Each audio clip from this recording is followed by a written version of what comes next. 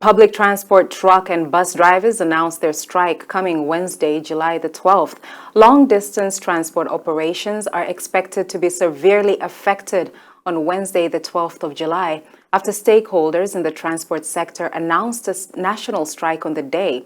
Stakeholders of 3 urban truck and long-distance buses have announced that the strike will be organized on opposition towards the government to protest the government's decision to require all public transport drivers to take a driver's test every 3 years. Long-distance drivers have already been given a strike notice and asked to park their cars that day, which is expected to cost the nation billions of shillings. Alice Diana has this story. Following a directive by the National Transport and Safety Authority (NTSA) on mandatory retesting of drivers in a move aimed at restoring sanity on Kenyan roads, Long-Distance Drivers and Conductors Association (LODCAM) have vowed to go on with their planned strike on Wednesday next week if the directive is not withdrawn. NTSA, in a statement on June 19th this year, said that the periodic retest will be mandatory, conducted every 3 years before a driver renews their license. The retests are said to be conducted in all NTSA driver test units, and drivers will be required to apply online via their e-citizen account at a fee of 1,050 shillings. According to NTSA, the retest process involves administration of both written and theory exam and oral submissions.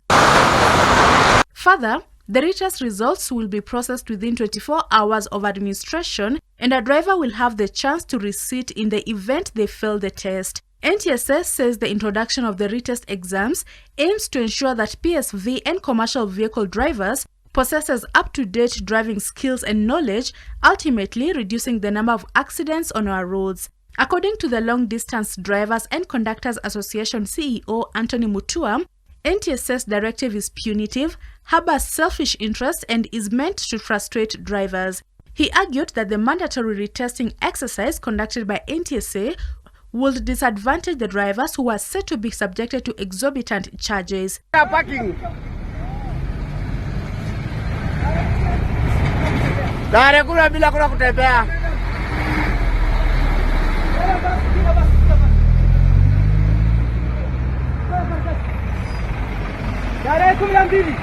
The drivers will also be protesting against violation of labor laws by transporters on employment of foreigners and minimum wage implementation and non-inclusion of drivers in various critical decision-making organs and forums. They have vowed to go on with their strike until the government addresses their demands satisfactorily.